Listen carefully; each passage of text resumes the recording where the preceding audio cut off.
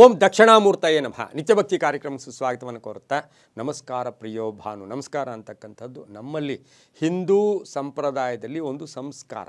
ಆ ನಮಸ್ಕಾರ ಅಂತಕ್ಕಂಥದ್ದು ಒಬ್ಬ ವ್ಯಕ್ತಿಯ ಸಹನೆ, ತಾಳ್ಮೆ, ಒಳ್ಳೆಯತನ, ಜೊತೆಗೇನು ಅಂತ ಹೇಳಿದ್ರೆ ಸಾತ್ವಿಕತೆಯನ್ನು ತೋರಿಸ್ಕೊಳ್ತಕ್ಕಂಥದ್ದೇ ನಮಸ್ಕಾರ.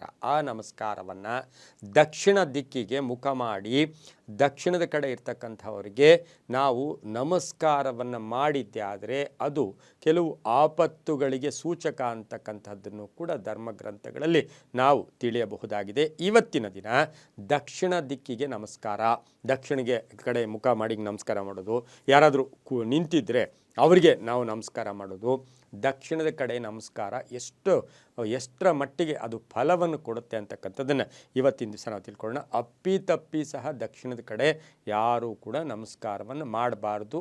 ಆದರೆ ಒಂದು ಸಾರಿ, ಒಂದು ದಿನ, ಪ್ರತಿದಿನ ಒಂದು ಸಮಯದಲ್ಲಿ ಮಾತ್ರ ನಾವು 4 ದಿಕ್ಕುಗಳಿಗೆ ನಮಸ್ಕಾರವನ್ನು ಮಾಡ್ತಕ್ಕಂಥ ಒಂದು ಪದ್ಧತಿ ನಮ್ಮಲ್ಲಿ ಇದೆ. ಆ ಪದ್ಧತಿ ನಮಗೆ ವಿಶೇಷವಾಗಿರ್ತಕ್ಕಂಥದ್ದು ಕೂಡ ಆಗಿರುತ್ತೆ. ಇನ್ನು ದಕ್ಷಿಣ ದಿಕ್ಕಿನ ಅಧಿಪತಿ ಯಮಧರ್ಮರಾಜ ಆಗಿರ್ತಾನೆ. ಯಾರಾದರೂ ನಮಗೆ ನಮಸ್ಕಾರ ಮಾಡೋಕ್ಕೆ ಬಂದರೆ ಅವರಿಗೆ ಪ್ರತಿ ನಮಸ್ಕಾರ ನಾವು ಮಾಡಲೇಬೇಕು. ನಮಸ್ಕಾರಕ್ಕೆ ಪ್ರತಿ ನಮಸ್ಕಾರ. ಯಾರಾದರೂ ಹಿಂಗೆ ನಮಸ್ಕಾರ ಅಂದಾಗ ಅಂತ ಹೋದರೆ ಅದು ನಿಜವಾಗ್ಲೂ ಅದೊಂದು ಶಾಪವಾಗಿ ಅಥವಾ ಏನೋ ಒಂದು ಕರ್ಮವಾಗಿ ಅದು ಬದಲಾವಣೆ ಆಗ್ತಕ್ಕಂಥ ಸಾಧ್ಯತೆ ಇರುತ್ತೆ. ಯಾಕೆ ನಾವು ದಕ್ಷಿಣದ ಕಡೆ ನಮಸ್ಕಾರವನ್ನು ಮಾಡಬಾರ್ದು? ಅಥವಾ ಯಾರೋ ಗುರುಗಳು, ಹಿರಿಯರು ಅಥವಾ ತುಂಬ ಬೇಕಾದವರು ದಕ್ಷಿಣದ ಕಡೆ ನಿಂತಿದ್ದಾರೆ, ಅವರ ಪಾದಗಳಿಗೂ ನಾವು ದಕ್ಷಿಣದ ಕಡೆ ಇರ್ತಕ್ಕಂಥವ್ರಿಗೆ ನಮಸ್ಕಾರ ಮಾಡಿದರೆ ಆ ಫಲ ಅಷ್ಟು ಶುಭಕರವಾಗಿ ಇರೋದಿಲ್ಲ. ಇದಕ್ಕೆ ನಮಗೆ ಪ್ರತಿಯಾಗಿ ಏನಪ್ಪ ಅಂದರೆ, ನಾವು 4 ದಿಕ್ಕುಗಳಿಗೆ ನಮಸ್ಕಾರ ಯಾವ ಕಾಲದಲ್ಲಿ ಮಾಡ್ತೀವಿ ಅಂದರೆ, ಅದು ಸಂಧ್ಯಾ ವಂದನೆಯ ಕಾಲದಲ್ಲಿ ಮಾತ್ರ 4 ದಿಕ್ಕುಗಳಿಗೆ ನಾವು ನಮಸ್ಕಾರ ಮಾಡಿದಾಗ ಅದು 4 ದಿಕ್ಕುಗಳಿಗೂ ಸೇರಿದಾಗ ಅದಕ್ಕೇನು ತೊಂದರೆ ಇಲ್ಲ. ಆದರೆ ಇವತ್ತಿನ ದಿವಸ ಯಾಕೆ ದಕ್ಷಿಣಕ್ಕೆ ನಮಸ್ಕಾರ ಮಾಡಬಾರ್ದು? ನಮಗೆಲ್ಲ ಗೊತ್ತು, ದಕ್ಷಿಣದ ಅಧಿಪತಿ ಯಮಧರ್ಮರಾಜ. ಇನ್ನು ದಕ್ಷಿಣಕ್ಕೆ ನಮಸ್ಕಾರ ಮಾಡಿದಾಗ ಯಮಧರ್ಮರಾಜನಿಗೆ ಆ ನಮಸ್ಕಾರ ಸೇರುತ್ತೆ. ಆ ತಕ್ಷಣ ಅವರು ಅದಕ್ಕೆ ಸ್ಪಂದಿಸಲೇಬೇಕಲ್ವಾ? ನಾವೀಗ ಯಾವ ದಿಕ್ಕಿಗೆ ನಮಸ್ಕಾರ ಮಾಡಿದ್ರು ಅವ್ರು ನಮಗೆ ತಕ್ಷಣ ಯಾರೇ ಗುರು ಹಿರಿಯರಿಗೆ ನಮಸ್ಕಾರ ಆಶೀರ್ವಾದ ಮಾಡಬೇಕು. ಅದರಲ್ಲಿ ಶತಮಾನಂ ಭವತಿ ಇರ್ಬೋದು, ದೀರ್ಘ ಸುಮಂಗಳಿ ಭವ ಇರ್ಬೋದು, ದೀರ್ಘಾಯುಷ್ಮಾನ್ ಭವ ಇರ್ಬೋದು. ಈ ರೀತಿ ಯಾವುದೋ ಒಂದು ಆಶೀರ್ವಾದವನ್ನು ನಮಗೆ ಅವರು ಕೊಡಬೇಕಾಗಿರುತ್ತೆ.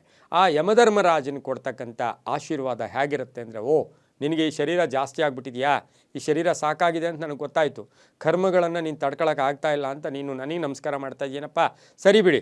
ಆ ಕರ್ಮಗಳೆಲ್ಲವೂ ಕೂಡ, ಆ ಪಾಪಗಳೆಲ್ಲವೂ ಕೂಡ ನಿನಗೆ ಕಾಯಿಲೆ ರೂಪದಲ್ಲಿ ಬಂದು ಅದನ್ನು ಅನುಭವಿಸ್ಬಿಟ್ರೆ ನೀನು ಅದೆಲ್ಲ ಕರಗೋಗುತ್ತಪ್ಪ. ಹಾಗಾಗಿ ನಿನಗೆ ನನ್ನ ಆಶೀರ್ವಾದ ಏನು ಅಂದರೆ, ನಿನ್ನ ಪಾಪಗಳು ನಿನಗೆ ಅನಾರೋಗ್ಯ ರೂಪದಲ್ಲಿ ಅದು ಕನ್ವರ್ಟ್ ಆಗಿ ನಿನಗೆ ಸೇರಿದಾಗ ನೀನು ಬೇಗ ಅದನ್ನು ಮುಗಿಸ್ಕೊಂಡು ಬರ್ಬೋದಲ್ವಾ ಅಂತಕ್ಕಂತಹ ಭಾವನೆಯೂ ಕೂಡ ಇರ್ತಕ್ಕಂಥದ್ದು ಗರುಡ ಪುರಾಣ ಇರ್ಬೋದು, ಧರ್ಮಗ್ರಂಥಗಳಲ್ಲಿ ಇದರ ಒಂದು ಸೂಕ್ಷ್ಮ ಉಲ್ಲೇಖ ಕೂಡ ಇರ್ತಕ್ಕಂಥದ್ದಾಗಿದ್ದು, ಹಾಗಾಗಿ ಹಿರಿಯರು ಯಾರಾದರೂ ಆ ಕಡೆ ನಿಂತಿದ್ರೆ, ಸರ್ ಈ ಕಡೆ ಬನ್ನಿ ಸರ್ ಅಂಥೇಳಿ ತಿಳ್ಕೊಂಡು ನಮಸ್ಕಾರ ಮಾಡಿದ್ರೆ ಅದು ತುಂಬಾ ಫಲ ಕೊಡುತ್ತೆ, ಅದು ನಮಗೆ ಶುಭ ಕೂಡ ಆಗುತ್ತೆ.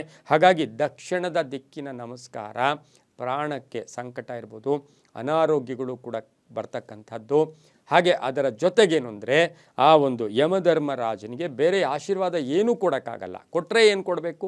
ಪಾಪಗಳು ನಿನಗೆ ಅನಾರೋಗ್ಯ ಬಂದಾಗ ನೀನೇನು ಮಾಡ್ತೀಯ? ಆ ರೋಗಗಳ ಮುಖಾಂತರ ಪಾಪಗಳನ್ನು ಅನುಭವಿಸ್ಕೊಂಡು ನೀನು ನಿನ್ನ ಮುಂದಿನ ಪ್ರಯಾಣ ಬೆಳೆಸ್ಬೋದು ಅಂತಕ್ಕಂಥದ್ದು ಆಗಿರೋದ್ರಿಂದ ಎಲ್ಲವೂ ಕೂಡ ನಂಬಿಕೆಯ ಆಧಾರದಲ್ಲಿ ಅಂತ ಹೇಳ್ತಾ, ಹಾಗಾಗಿ ದಕ್ಷಿಣದ ನಮಸ್ಕಾರವು ಅಷ್ಟು ಶುಭ ಅಲ್ಲ ಅಂತ ಹೇಳ್ತಾ, ಸರ್ವೇ ಜನಾಃ ಸುಖಿನೋ ಭವಂತು, ಸಮಸ್ತ ಸನ್ಮಂಗಳಾನಿ ಭವಂತು.